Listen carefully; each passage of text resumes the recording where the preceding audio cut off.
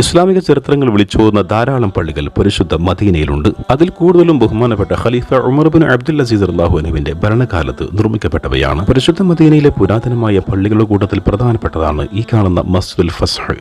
മസ്ജിദ് ഉഹദ് എന്നും ഇതിന് പേരുണ്ട്. ഹബീബായി മുത്തുനബി സല്ലല്ലാഹു അലൈഹി വസല്ലം തങ്ങളുടെ പള്ളിയായ പരിശുദ്ധ മസ്ജിദ് നബവിയിൽ നിന്നും 4.5 കിലോമീറ്റർ അകലെ ഉഹദ് മലയുടെ അടുത്താണ് ഈ പള്ളി സ്ഥിതി ചെയ്യുന്നത്. ഉഹദ് യുദ്ധം കഴിഞ്ഞ് നബി സല്ലല്ലാഹു അലൈഹി വസല്ലം തങ്ങൾ ളുഹർ നിസ്കാരം നിസ്കരിച്ച സ്ഥലത്ത് പിന്നീട് നിർമ്മിക്കപ്പെട്ട പള്ളിയാണെന്നാണ് ചില റിവായത്തുകൾ സൂചിപ്പിക്കുന്നത്. ഇന്ന് ഈ പള്ളിയുടെ ചില ഭാഗങ്ങൾ മാത്രമാണ് നമുക്ക് കാണാൻ സാധിക്കുക. സൂറത്തുൽ മുജാദിലയിലെ 11-ാം ആയത്താകുന്ന യാ അയ്യുഹല്ലദീന ആമനു ഇദാ ഖീല ലക്കും തഫസ്സഹു എന്ന് തുടങ്ങുന്ന ആയത്ത് അവതരിച്ച സ്ഥലമായതുകൊണ്ടാണ് ഈ പള്ളിക്ക് മസ്ജിദുൽ ഫസ്ഹ് എന്ന് പേര് വന്നതെന്ന് പറയപ്പെടുന്നു. ഇസ്ലാമിക ചരിത്രങ്ങളുടെ സംരക്ഷണത്തിന് വേണ്ടി തന്നെ ഇന്ന് ഈ സ്ഥലം കമ്പിവേലിയാൽ ചുറ്റപ്പെട്ടിരിക്കുകയാണ്. സന്ദർശകർക്ക് കാണുന്നതിന് വേണ്ടി പള്ളിയുടെ ഫോട്ടോസുകൾ പുറത്ത് പ്രദർശിപ്പിച്ചിട്ടുണ്ട്.